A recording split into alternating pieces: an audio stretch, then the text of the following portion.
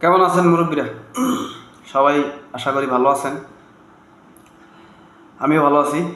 একটু জ্বর ছিল, 2 দিন ধরে জ্বরও ছিল, আপনার একটু ঠান্ডা আছে, হ্যাঁ, আর মাথা ব্যথা। যাই হোক, এখন আজকে সকালবেলা আপনারা সবাই জানেন